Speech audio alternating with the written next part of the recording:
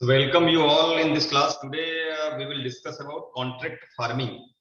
इसको हिंदी में हम लोग अनुबंध कृषि या ठेका कृषि के नाम से भी जानते हैं। तो सबसे पहले समझने की कोशिश करते हैं कि कॉन्ट्रैक्ट फार्मिंग होता क्या चीज है, ठीक है ना। कॉन्ट्रैक्ट फार्मिंग का मतलब होता है carrying out agricultural production according to an agreement between a buyer and farmer, ठीक है ना। तो ये बायर या फिर इसको हम स्पॉन्सर भी बोलते हैं या तो फिर कोई मार्केटिंग एजेंसी हो सकती है, इनका कॉन्ट्रैक्ट होता है फार्मर्स के साथ, ठीक है ना। Which establishes condition for the production and marketing of a farm products. और ये जो अनुबंध की हम बात कर रहे हैं या एग्रीमेंट की बात कर रहे हैं किस लिए होता है? किसानों को एक निश्चित कीमत पर निश्चित क्वालिटी का प्रोड्यूस बायर को या स्पॉन्सर को या फिर वो आपका मार्केटिंग एजेंसी हो सकती है उसको प्रोवाइड करना है, और वो भी टाइमली, ठीक है ना। तो इस प्रकार की खेती में कृषक प्रसंस्करण इकाइयों, विपणन संस्थाओं या अन्य खरीदने वाले को कृषि उत्पादों का एक निश्चित मात्रा निश्चित गुणवत्ता के साथ देने हेतु बाध्य होता है, जिसके एवज में एक निश्चित कीमत कृषकों को प्राप्त होती है। और इस प्रकार की जो अनुबंध खेती की जो हम बात कर रहे हैं, ठेका कृषि की जो बात कर रहे हैं, उसमें कहीं ना कहीं कंज्यूमर्स को भी फायदा मिलता है। कंज्यूमर्स को भी गुणवत्ता युक्त उत्पाद जो है सही कीमतों पर और सही समय पर उपलब्ध हो पाता है। अब इसके हम डेफिनेशन की बात करें तो contract farming can be defined as an agreement between farmers and processing and or marketing firms for the production and supply of agricultural products under forward agreements, frequently at predetermined prices.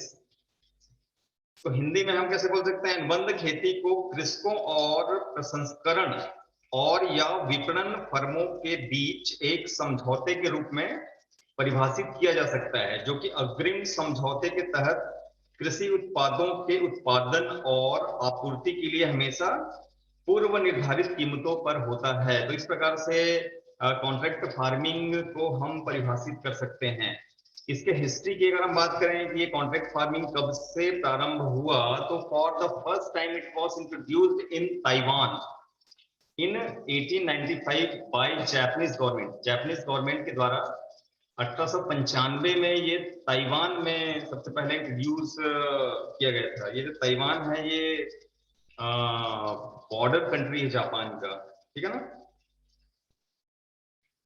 Border Japan to the north east, मतलब ये Japan जो है Taiwan के north east में है और China का भी बॉर्डर है ये, ठीक है ना। तो यहाँ पे 1895 में जापान गवर्नमेंट के द्वारा ताइवान में स्टार्ट किया गया सबसे पहले। In India it was introduced by Pepsi company for the cultivation of vegetables, particularly tomato and potato in Rajasthan 1927, ठीक है ना। तो भारत की बात करें तो राजस्थान में 1927 में सबसे पहले कॉन्ट्रैक्ट फार्मिंग स्टार्ट हुई, और ये कॉन्ट्रैक्ट फार्मिंग जो है वो टमाटर और आलू की जो फसल है उसके साथ किसानों के साथ कॉन्ट्रैक्ट किया पेप्सी कंपनी ने। इस प्रकार से कॉन्ट्रैक्ट फार्मिंग की शुरुआत इंडिया में हुई, ठीक है ना। In Karnataka contract farming was started with the cultivation of gherkin in 20th century, ठीक है ना।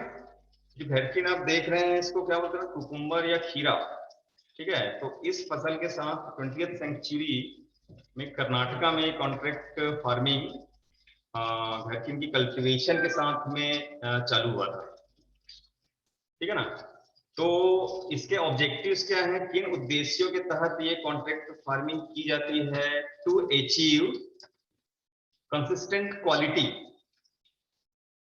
लगातार गुणवत्ता युक्त उत्पाद प्राप्त करने के लिए। पहला उद्देश्य इसका क्या है? To achieve consistent quality, to achieve regular supply, उत्पादों के नियमित आपूर्ति सुनिश्चित करने हेतु, ठीक है ना। To improve quality of produce, जो भी उत्पाद है उसकी क्वालिटी को इंप्रूव करने के लिए। To stabilise the agro raw produce, कृषि कच्चे उत्पादों की आपूर्ति में निरंतरता लाना भी इसका एक उद्देश्य है। to reduce the load on the central and state level procurement system। जो हमारे राज्य या केंद्रीय सरकार की जो प्रोक्योरमेंट सिस्टम है जो कृषकों के उत्पाद खरीदती है, ठीक है ना, उसमें एक तरीके से लोड उनका कम करना। अगर प्राइवेट एजेंसीज किसानों से कांटेक्ट करके डायरेक्ट उनसे अगर उत्पाद खरीदने लगे तो गवर्नमेंट की जो संस्थाएं हैं जो किसानों से प्रोड्यूस खरीदती है उस पर लोड या भार उस पर कम आएगा, ठीक है ना। तो increase private sector investment in agriculture, ठीक है ना, कृषि के क्षेत्र में प्राइवेट सेक्टर का इन्वेस्टमेंट बढ़ाना भी इसका एक उद्देश्य है। To bring about a market focus in terms of crop selection by Indian farmers, ठीक है ना, भारतीय कृषकों के द्वारा क्रॉप सिलेक्शन कैसा हो, वो बाजार आधारित हो, तो इस चीज को बढ़ावा देना। बाजार के आधार पर कृषक फसलों का चुनाव कर सके। To generate a steady source of income at the individual farmer level, व्यक्तिगत कृषक के स्तर पर अगर देखा जाए तो उनके इनकम को सोर्स को बढ़ाना और साथ ही साथ वो सस्टेन भी करे, लंबे समय तक इनकम अगर हमने बढ़ा दिया है तो निरंतर उसको इनकम प्राप्त होता रहे। To promote processing and value addition, contract farming की अगर बात करें तो इसका प्रमुख उद्देश्य है वैल्यू एडिशन और प्रोसेसिंग को प्रमोट करना, क्योंकि जनरली देखा जाता है, ठीक है, अगर किसान अपने प्रोड्यूस को बेच नहीं पाता है मार्केट में तो बहुत सारे प्रोड्यूस ऐसे होते हैं, खासकर वेजिटेबल्स जो पेरिसेबल आइटम होता है, ठीक है ना, वो खराब होने की स्थिति में भी रहती है। किसानों को कई बार पौने पौने दामों पर उसको बेचना पड़ जाता है या तो फिर वो बेच भी नहीं पाता है, ठीक है ना।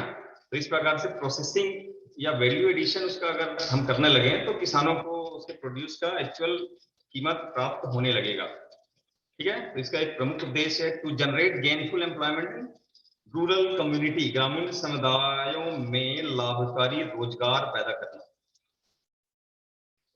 तो ग्रामीण समुदाय की बात करें तो फार्मर्स हैं, ठीक है ना, तो फार्मर्स के बीच में गेनफुल एम्प्लॉयमेंट को बढ़ावा देना या जनरेट करना। To reduce migration from rural to urban areas, ठीक है ना, कॉन्ट्रैक्ट फार्मिंग के माध्यम से ये जो माइग्रेशन होता है ग्रामीण क्षेत्रों में, एक समय ऐसा आता है जब रोजगार की उपलब्धता बहुत कम हो जाती है कृषकों के बीच में, तो मजबूरन उनको माइग्रेट करना पड़ता है इन सर्च ऑफ एम्प्लॉयमेंट, दूसरे जगहों पे शहरों में वो माइग्रेट करते हैं, पलायन करते हैं, ठीक है ना। तो इस प्रकार से कॉन्ट्रैक्ट फार्मिंग हो और एश्योर्ड मार्केट किसानों को उनके प्रोड्यूस का मिले, प्रोसेसिंग की इस टाइप से अगर इंडस्ट्रीज खुले कॉन्ट्रैक्ट फार्मिंग के माध्यम से, जो प्रोसेसिंग इंडस्ट्रीज है वो उनके प्रोड्यूस को खरीदे, तो कहीं ना कहीं एम्प्लॉयमेंट जनरेशन होगा और लोगों का माइग्रेशन एक तरीके से कम होगा, किसान प्रमोट होंगे और सेकेंड क्रॉप लेने के लिए, ठीक है ना।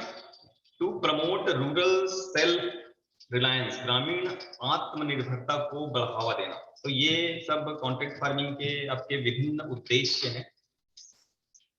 इसके बाद हम लोग बात करते हैं कि need for contract farming in India, ठीक है ना, भारत के परिप्रेक्ष्य में ये अनुबंध कृषि या ठेका कृषि की जो बात कर रहे हैं उसकी आवश्यकता क्यों है, ठीक है ना। तो इंडिया के परिप्रेक्ष्य में आप देखेंगे तो production and marketing are very critical in India, ठीक है ना। एग्रीकल्चर प्रोडक्शन और एग्रीकल्चर प्रोड्यूसर्स की मार्केटिंग की जब हम बात करते हैं तो यहाँ पे क्रिटिकल है, कहीं ना कहीं हम सफर आज के डेट में कर रहे हैं, हमारे किसान सफर कर रहे हैं, ठीक है ना, उतना प्रोडक्शन वो प्राप्त नहीं कर पा रहे हैं पर यूनिट एरिया जितना प्रोडक्शन उनको मिलना चाहिए।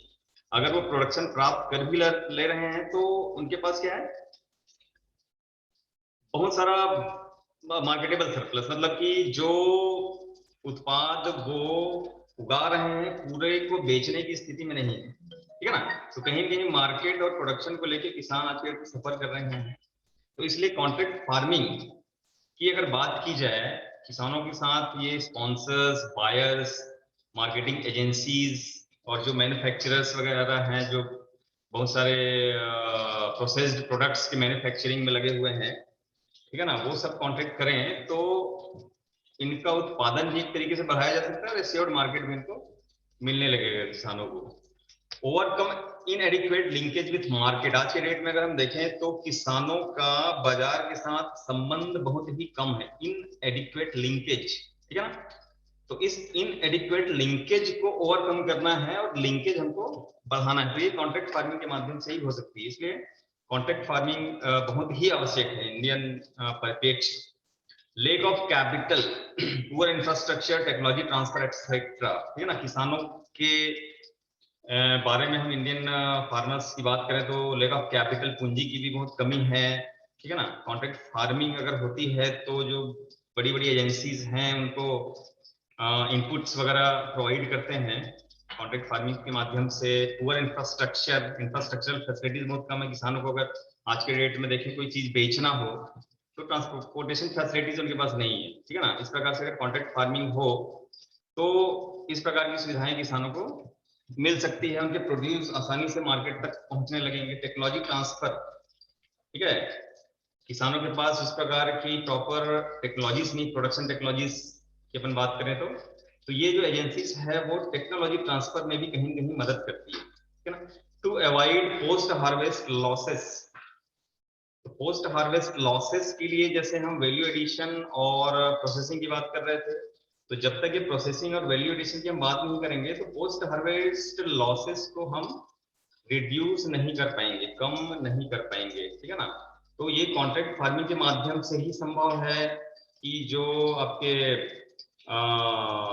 प्रोसेसर्स हैं, प्रोसेसिंग इंडस्ट्रीज वगैरह जो है, ठीक है ना, वो किसानों के साथ कॉन्टेक्ट करके उनके प्रोड्यूस को खरीदे, पहले से अनुबंध उनसे करे और एक निश्चित कीमत किसानों को दे के वो उनके उत्पाद वहां तक लेके जाए, तो पोस्ट हार्वेस्ट जो लॉसेस हैं वो इससे कम हो जाएगा। अनफेवरेबल कंडीशंस फॉर प्रोक्योरमेंट, ठीक है ना। अभी अनफेवरेबल कंडीशंस है, किसान जो उत्पाद उगा रहे हैं उनको वो सही कीमतों पर बेच नहीं पा रहे। बहुत सारे उत्पादों के लिए तो वो गवर्नमेंट पर निर्भर है, ठीक है ना। जो minimum support price government fix करेगी उसमें ही हम बेच पाएंगे, लेकिन वो कुछ जो कमोडिटीज है उसी के लिए है। उसके बाद की अगर हम बात करें तो कंडीशन जो है अनफेवरेबल, ठीक है ना। तो कॉन्ट्रैक्ट फार्मिंग के माध्यम से ये कंडीशन को फेवरेबल की जा सकती है। अवॉइड माइग्रेशंस, इसके बारे में हम पहले भी चर्चा कर रहे थे, ठीक है। कॉन्ट्रैक्ट फार्मिंग अगर हो तो एम्प्लॉयमेंट जनरेशन होगा, एम्प्लॉयमेंट जनरेशन होगा तो लोग जो माइग्रेट करते हैं in search of employment in big cities, तो उस चीज को कहीं कहीं रोका जा सकता है। अब हम लोग बात करते हैं कि कितने प्रकार के कॉन्ट्रैक्ट फार्मिंग्स होते हैं। There are 3 types of contract farmings, ठीक है ना। फर्स्ट यहाँ पर आप लोग देख रहे हैं मार्केट स्पेसिफिकेशन कॉन्ट्रैक्ट। तो मार्केट स्पेसिफिकेशन कॉन्ट्रैक्ट में क्या होता है? Market specification contract are pre harvest agreement that bind the firm and grower to particular set of conditions governing the sale of the crop, ठीक है ना। तो ये प्री हार्वेस्ट एग्रीमेंट होता है किसानों और जो आपके स्पॉन्सर्स हैं, बायर्स हैं या मार्केटिंग एजेंसीज हैं, ठीक है ना। और ये बाइंड करता है किसानों को, बात ये करता है कि आप अपने उत्पाद को एक निश्चित कीमत पर जब हार्वेस्ट करोगे, ठीक है ना, तो हमको आपको बेचना है, ठीक है। तो इस प्रकार की जो कॉन्ट्रैक्ट फार्मिंग होती है वो मार्केट स्पेसिफिकेशन कॉन्ट्रैक्ट कहलाता है। This conditions often specify price, quality and timing, ठीक है ना। तो ये जो अनुबंध होगा उस अनुबंध में आपका कितना कीमत किसानों को मिलेगा उसके उत्पाद का, ये सुनिश्चित की जाएगी। क्वालिटी क्या होना चाहिए, किस समय में आपको वो उत्पाद उपलब्ध कराना है, ठीक है ना। तो इन सारे टर्म्स एंड कंडीशंस के तहत ये कॉन्ट्रैक्ट होता है pre harvest contract with the farmers bye buyers and sponsors, ठीक है ना। दूसरा अगर हम बात करें तो दूसरा टाइप है आपका resource providing contract. Resource providing से नाम से ही एक तरीके से समझ में आ रहा है कि जो भी संसाधनों की जरूरत है वो किसानों को कहीं कहीं उपलब्ध कराई जाती है, इस प्रकार का अनुबंध, ठीक है ना। In resource providing contracts oblige the processor to supply crop inputs, ठीक है ना। तो इसमें जो आपके स्पॉन्सर है या प्रोसेसर है जो किसान के साथ कॉन्टेक्ट कर रहा है वो ऑब्लिग होगा, वो बाध्य होगा किसानों को सारे इनपुट्स प्रोवाइड करेगा, चाहे वो बीज हो, चाहे वो इंसेक्टिसाइड हो, चाहे वो फर्टिलाइजर्स हो, ठीक है ना। साथ ही साथ उसको एक्सटेंशन सर्विसेज भी प्रोवाइड करेगा, ठीक है। उनको क्रेडिट वगैरह भी प्रोवाइड करेगा, कहीं अगर पूंजी या ऋण की आवश्यकता है तो ऋण की उपलब्धता भी किसानों को कराएगा, ठीक है ना, इन exchange for a marketing agreement. और इन सारे चीजों के उपलब्ध कराने के बाद किसान जो प्रोड्यूस वहां से लेगा, वो सारे प्रोड्यूस को उस स्पॉन्सर को से जो भी कीमत सुनिश्चित की गई होगी उस कीमत पर बेचना होगा। तो ये रिसोर्स प्रोवाइडिंग कॉन्ट्रैक्ट, ठीक है ना। फिर तीसरा होता है आपका production management contract. Production management का मतलब यह है कि किसानों को एक तरीके से एग्री किया जाता है कि आप एक पर्टिकुलर प्रोडक्शन मेथड के माध्यम से ही फसल को आप उगाएंगे, ठीक है ना। इस विधि का ही आपको उपयोग किया जाना है। Production management contracts bind the farmer to follow a particular production method और input design usually in exchange for marketing agreement और रिसोर्स प्रोविजन, ठीक है ना। तो यहाँ पे किसानों को कैसे बाइंड कर रहा है ये कॉन्ट्रैक्ट, स्पॉन्सर क्या चाह रहा है, प्रोसेसर क्या चाह रहा है कि आपको इस पर्टिकुलर मेथड या इस पर्टिकुलर इनपुट का उपयोग करते हुए ही फसल का उत्पादन करना है, तो किसान उस चीज को करने के लिए बाइंड है, ठीक है ना। तो इसका एग्जांपल के रूप में आप क्या ले सकते हैं, जैसे कि मान लो किसानों को ऑर्गेनिक फार्मिंग करनी है, और ऑर्गेनिक फार्मिंग में आप इनपुट्स क्या डालेंगे, केवल ऑर्गेनिक मैन्यूर्स वगैरह का ही आप उपयोग कर सकते हैं, केमिकल फर्टिलाइजर्स वगैरह का उपयोग आपको बिल्कुल नहीं करना है। तो किसान इस चीज के लिए बाध्य है, ठीक है ना। प्रोडक्शन मेथड्स वगैरह की बात करें तो 3 मेथड से ही आपको मान लो फार्मिंग करनी है, ठीक है ना। तो इस प्रकार से कुछ कुछ मेथड्स के लिए भी किसानों को ये बाइंड करता है इस प्रकार का कॉन्ट्रैक्ट, तो ये प्रोडक्शन मैनेजमेंट कॉन्ट्रैक्ट कहलाता है। अब हम लोग बात करते हैं कि models of contract farming. These are the 5 models of contract farming given by Eaton and Shepherd. Eaton और सेफर्ट के द्वारा 5 प्रकार के कॉन्ट्रैक्ट फार्मिंग के मॉडल दिए गए हैं, ठीक है ना। अलग अलग कंट्रीज में किस प्रकार के कॉन्ट्रैक्ट फार्मिंग के मॉडल्स चल रहे हैं। तो इसके अंतर्गत सबसे पहले आप लोग देख रहे हैं centralized model of contract farming. The sponsor purchases crop from farmers for processing and markets of product. तो ये सेंट्रलाइज्ड मॉडल जो है कॉन्ट्रैक्ट फार्मिंग का, उसके अंतर्गत जो स्पॉन्सर्स है या बायर्स है या मार्केटिंग एजेंसीज वगैरह है, वो फार्मर्स से क्रॉप परचेस करती है, ठीक है ना। परचेस करने के बाद चाहे वो प्रोसेस करे, चाहे डायरेक्ट फिर से मार्केट कर दे उसको, ठीक है ना। तो this model is generally associated with tobacco. ये कुछ क्रॉप्स हैं, ये सारे क्रॉप्स के साथ या इस प्रकार के क्रॉप उगाने वाले जो फार्मर्स हैं उनके साथ जो आपका प्रोसेसर्स हैं या स्पॉन्सर है वो कॉन्टेक्ट करते हैं। तो इसके अंतर्गत आप देख रहे हैं टोबैको, कॉटन, शुगर केन, बनाना, कॉफी, ठीक है ना, टी, रबर, कोकोआ, ये सब कुछ क्रॉप के एग्जांपल्स हैं। इस प्रकार के क्रॉप में ये सेंट्रलाइज्ड मॉडल जो होता है, ठीक है ना, तो ये किसान ऑलरेडी उगा रहा है। इस मॉडल के अंतर्गत क्या कर रहा है स्पॉन्सर, सीधे सीधे किसानों से उस चीज को खरीदने के लिए कॉन्ट्रैक्ट कर रहा है कि हम आपका जो भी प्रोड्यूस होगा उसको हम खरीदेंगे, ठीक है ना। न्यूक्लियस स्टेट मॉडल, इसमें सेंट्रलाइज्ड मॉडल में एक चीज और है, ठीक है ना। In this model the buyers involvement may vary from minimal input provision to control all, ठीक है ना, मोस्ट प्रोडक्शन एस्पेक्ट्स। मतलब कि इस सेंट्रलाइज्ड मॉडल में किसानों को कभी कभी स्पॉन्सर्स के द्वारा जो है वो कुछ इनपुट्स प्रोवाइड की जाती है, ठीक है ना, या तो फिर सारे के सारे इनपुट्स भी कई बार प्रोवाइड किए जाते हैं, लेकिन उसके एवज में किसानों को उनको ही अपने प्रोड्यूस को बेचना है, ठीक है ना। तो ये जो बाइनियल पेरिनियल क्रॉप्स होता है जनरली उस पे होता है, लेकिन कुछ सीजनल क्रॉप्स के साथ भी इस प्रकार का मॉडल डेवलप हो सकता है कॉन्ट्रैक्ट फार्मिंग के। अब बात करते हैं न्यूक्लियस स्टेट मॉडल। तो इसके अंतर्गत क्या है, sponsor owns and manages plantation, ठीक है ना, usually close to processing plant.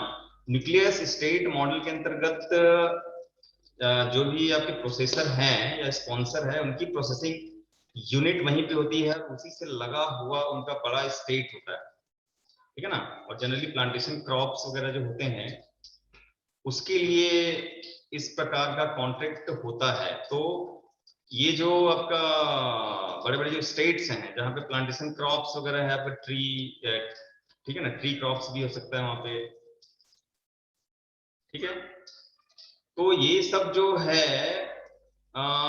खुद ओन करेंगे, खुद मैनेज करेंगे, लेकिन टेक्नोलॉजीज किसानों तक ये क्या करते हैं, एक्सटेंड करते हैं, ठीक है। और साथ ही साथ आसपास के जो इर्द गिर्द के जो किसान हैं उस प्रकार की फसल का उत्पादन कर रहे हैं, तो किसानों के साथ वो कॉन्ट्रैक्ट करते हैं कि वो प्रोड्यूस आप इसी प्रोसेसिंग यूनिट को बेचेंगे, ठीक है ना। उसके एवज में वो जो भी टेक्नोलॉजीज हैं, जो भी मैनेजमेंट का तरीका हो सकता है, वो किसानों को देते हैं।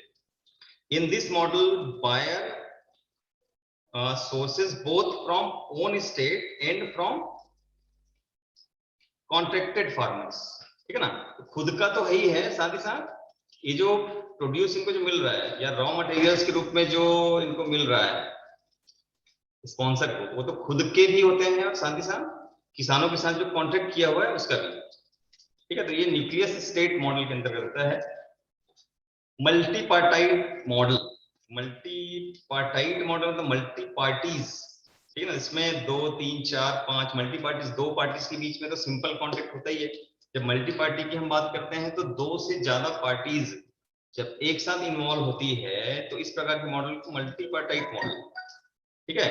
तो मल्टी पार्टाइड मॉडल में क्या क्या हो गया, किसान एक होगा, किसान के साथ साथ आप देखेंगे आपका फार्मर्स ऑर्गेनाइजेशन वगैरह हो गया, गवर्नमेंट बॉडीज वगैरह हो गया, कोई फाइनेंशियल इंस्टीट्यूट भी इसमें शामिल हो सकता है। तो अलग अलग स्टेज पे, ठीक है ना। फार्मर अगर कोई क्रॉप उगा रहा है तो फाइनेंशियल इंस्टीट्यूट्स वहां पे एक पार्टी हो सकता है, ठीक है ना। उसके बाद मार्केटिंग एजेंसीज दूसरी पार्टी हो सकती है, तीसरी पार्टी आपका प्रोसेसिंग यूनिट्स हो सकता है, गवर्नमेंट बॉडीज भी एक पार्टी हो सकती है। तो ऐसे करके 4 5 3 पार्टीज जब एक साथ किसान के साथ कॉन्ट्रैक्ट कर रहे हैं तो वो मल्टी पार्टाइड मॉडल कहलाता है, ठीक है ना। कॉमन इन चाइना, चाइना में इस प्रकार का जो कॉन्ट्रैक्ट फार्मिंग का मॉडल जनरली आपको देखने को मिल सकता है। फिर है इनफॉर्मल और individual developed model. Individual entrepreneurs और small companies make simple informal production contract with farmers on seasonal basis. तो इस प्रकार का जो कॉन्ट्रैक्ट होता है इस प्रकार के मॉडल में वो इनफॉर्मल होता है, ठीक है ना। फॉर्मल की अपन बात करें तो उसमें जब हम बहुत नियम कायदे कानून जोड़ दिए हैं तो वो एक तरीके का फॉर्मल।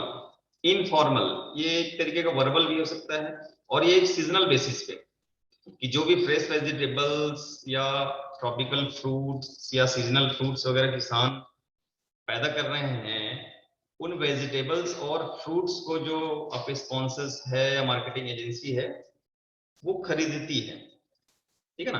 तो ये इनफॉर्मल या इंडिविजुअल डेवलप्ड मॉडल के नाम से जाना जाता है, ठीक है ना। Supermarkets frequently purchase fresh produce through individual developers, ठीक है ना। सुपरमार्केट्स, रिलायंस रिटेल वगैरह आप लोग देखे होंगे, तो लोग क्या करते हैं, किसानों के साथ एक वर्बल उनका एक एग्रीमेंट हो गया, इनफॉर्मल एग्रीमेंट हो गया है कि जो भी प्रोड्यूस आपका तैयार होगा इतने में हम आपसे खरीद लेंगे, या तो फिर जिस समय उनकी तुड़ाई हो रही है, हार्वेस्टिंग हो रही है, उस समय भी वो रेट फिक्स करके खरीद लेते हैं, ठीक है ना।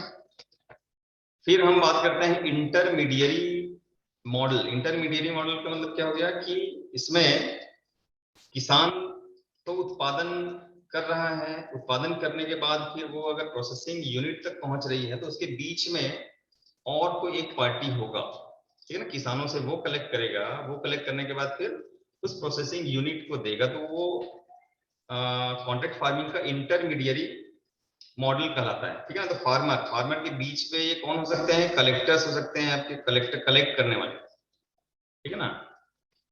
जो वेजिटेबल्स या फ्रूट्स किसानों से थोड़े थोड़े मात्रा में कलेक्ट करेंगे, कलेक्ट करने के बाद फिर वो बेचेंगे किसको, स्पॉन्सर्स को बेचेंगे, या फिर आपके प्रोसेसिंग यूनिट को बेचेंगे। जैसे कोचिया वगैरह की हम लोग बात करते हैं, ठीक है ना, आम बोलचाल की भाषा में आप गाँव में देखोगे तो छोटे छोटे कोचिया वगैरह होते हैं, किसानों से थोड़े थोड़े मात्रा में खरीदेंगे, वो खरीदने के बाद फिर जो बड़ा व्यापारी है उसको वो बेच देते हैं, ठीक है ना। तो ये कलेक्टर्स कहलाएंगे या एग्रीगेटर्स कहलाते हैं, या फिर कोई फार्मिंग ऑर्गेनाइजेशन, फार्मिंग कमिटीज वगैरह हो सकती है जो बीच में कड़ी का काम करती है, ठीक है ना। तो ये intermediary model.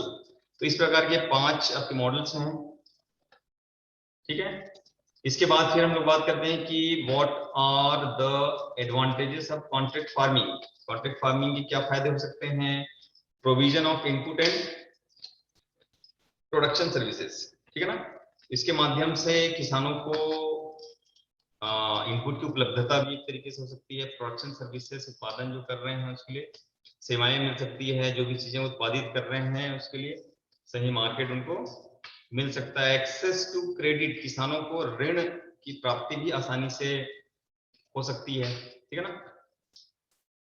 Introduction of appropriate technology, ठीक है ना। एप्रोप्रिएट टेक्नोलॉजी का इंट्रोडक्शन किसानों के बीच में हो सकता है। किसान जिस टेक्नोलॉजी का उपयोग नहीं कर रहे हैं, ठीक है, जो कॉन्ट्रैक्ट करने वाले जो लोग हैं, वो हो सकता है कि वैसी टेक्नोलॉजीज इंट्रोड्यूस करें, किसान फिर उस टेक्नोलॉजी को उपयोग करना चालू करें, ठीक है ना। स्किल ट्रांसफर, ठीक है ना, स्किल ट्रांसफर भी इसके माध्यम से होता है। जो स्किल स्पॉन्सर या आपके बायर्स के पास है, वो किसानों को दे सकते हैं। किसानों की जो स्किल है वो उन तक ट्रांसफर हो सकती है जो उनके काम की हो, ठीक है ना। Guaranteed and fixed pricing structure, इसके माध्यम से किसानों को गारंटीड प्राइस मिलेगा, जो भी वो प्रोड्यूस तैयार कर रहे हैं फिक्स प्राइस मिलेगा, ठीक है ना। इसकी एक संरचना तैयार हो सकती है कॉन्ट्रैक्ट फार्मिंग के माध्यम से, होती है। एक्सेस टू रिलायबल मार्केट, इस तस्नी रिलायबल मार्केट किसानों को प्राप्त हो जाता है, ठीक है ना। और साथ ही साथ ये दोनों के पॉइंट ऑफ व्यू से एडवांटेज है। एक तो स्पॉन्सर है, स्पॉन्सर को भी सप्लायर्स मिल पा रहे हैं, जो कच्चे माल उनको चाहिए वो इजिली उपलब्ध हो पा रहा है, ठीक है ना। वैसे ही जो किसान है उनको खरीदने वाले आसानी से मिल जा रहे हैं, कॉन्ट्रैक्ट फार्मिंग के माध्यम से सही कीमत पर मिल जा रहा है, ठीक है ना। बेनिफिट टू द फार्मर्स, वो तो कॉमन बेनिफिट बताया। बेनिफिट टू द फार्मर्स, किसानों को स्पेशल क्या बेनिफिट इसके होता है। Assured markets and returns, assured market, सुनिश्चित मार्केट, एक निश्चित बाजार अपने उत्पादों को विपणन करने के लिए किसानों को मिल रहा है, ठीक है ना। उनको रिटर्न्स, जो भी वो उत्पादित कर रहे हैं उसका सही कीमत उनको मिल रहा है, ठीक है ना। Risk elimination due to price fluctuation, अब ये प्राइस फ्लक्चुएशन का कोई डर नहीं है, ठीक है ना। 6 महीने पहले अगर किसान कॉन्टेक्ट कर लिया है, ठीक है ना, तो उसको कोई डर नहीं है कि आगे चल के कीमत इसकी कम हो जाएगी क्या, क्योंकि जिस कीमत पर वो कॉन्ट्रैक्ट किया है वो कीमत उसको मिलना तय है। टाइमली ट्रांसपोर्टेशन, अब जो कॉन्ट्रैक्ट किया है टाइमली ट्रांसपोर्टेशन, मतलब जब भी वो अपने फसलों की तुड़ाई कर रहा है तो तुरंत वो ट्रांसपोर्ट करके ले जाएंगे, ठीक है ना। जो भी मार्केटिंग एजेंसी या स्पॉन्सर कॉन्ट्रैक्ट किया हुआ किसानों से, reduces exploitation from middle man, ठीक है ना। यहाँ पे मिडिल मैन को हम रिड्यूस कर सकते हैं या इलिमिनेट कर सकते हैं, क्योंकि मिडिल मैन ऐसे होते हैं जो बहुत सारा किसान के हिस्से का प्रॉफिट खा जाते हैं एक तरीके से, ठीक है ना। तो डायरेक्ट किसान जो है किसको बेच रहा है, प्रोसेसिंग यूनिट को बेच रहा है, तो किसान को वो बेनिफिट मिल रहा है। Reduces lending from private money lenders, ठीक है ना। अब ये किसानों को कई बार पैसों की उधारी की भी आवश्यकता होती है, ऋण लेने की भी आवश्यकता होती है, तो उस चीज को कहीं ना कहीं कम किया जा सकता है कॉन्ट्रैक्ट फार्मिंग के माध्यम से। वो सुविधाएं कौन उपलब्ध करा रहे हैं, वो स्पॉन्सर्स, वो बायर्स किसानों को उपलब्ध करा सकते हैं, ठीक है ना।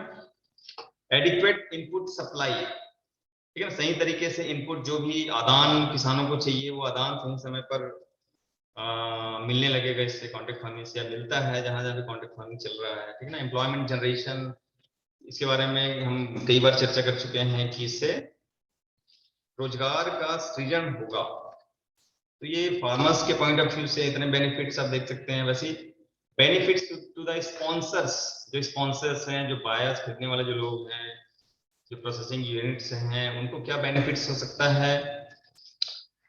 तो यहाँ पर देखें, uninterrupted and regular flow of raw material, ठीक है ना। प्रोसेसर्स को क्या चाहिए, रॉ मटेरियल चाहिए, तो रॉ मटेरियल का कोई दिक्कत उनको नहीं आएगी। वो किसानों से कांटेक्ट कर चुके हैं तो सही समय पे उनको रॉ मटेरियल की उपलब्धता हो जाएगी, ठीक है। Protection from fluctuation in market pricing, तो मार्केट प्राइसिंग की जो फ्लक्चुएशन से किसान एक तरीके से जूझ रहा है कि कीमत कम हो जाएगा, स्पॉन्सर के साइड से क्या है, कीमत बढ़ ना जाए, ठीक है। बढ़ा हुआ कीमत अगर होगा तो स्पॉन्सर को नुकसान होगा, घटा हुआ कीमत अगर मिलेगा तो फार्मर्स को नुकसान होगा। तो फार्मर और किसान दोनों के पॉइंट ऑफ व्यू से जब प्राइस आपने फिक्स कर दिया है तो ना इनको प्राइस बढ़ने का डर है स्पॉन्सर को, और न ही दूसरी तरफ किसानों को प्राइस घटने का डर है।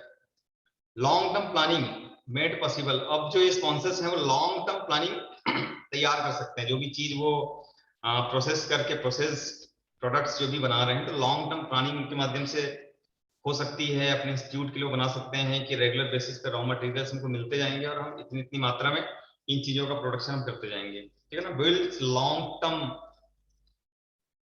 कमिटमेंट, ठीक है ना। तो लॉन्ग टर्म कमिटमेंट ये बिल्ड कर रहा है, ये किसके लिए रिस्पॉन्सिबल है, स्पॉन्सर कंज्यूमर्स के लिए रिस्पॉन्सिबल एक तरीके, ठीक है ना।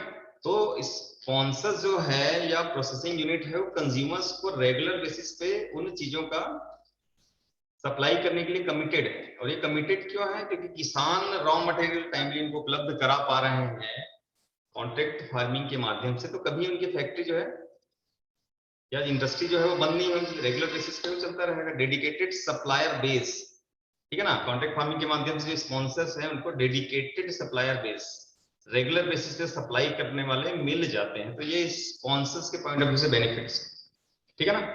इस यहाँ पर आप लोग देख रहे हैं कुछ successful contract farming in India, ये कुछ एग्जांपल्स हैं, ठीक है ना। Pepsi food limited in Punjab having contract with farmers for tomato crop, basmati rice, coconut, तो इन सब के प्रोडक्शन करने के लिए पेप्सी फूड्स लिमिटेड ने पंजाब में किसानों के साथ कॉन्ट्रैक्ट किया हुआ है, ठीक है ना। अपाचीज इंटीग्रेटेड कॉटन कल्टीवेशन, ठीक है ना। Ugar sugars experience with barley, Kerala Ayurveda pharmacy, तो ये कुछ आपके कॉन्ट्रैक्ट फार्मिंग के एग्जांपल्स हैं।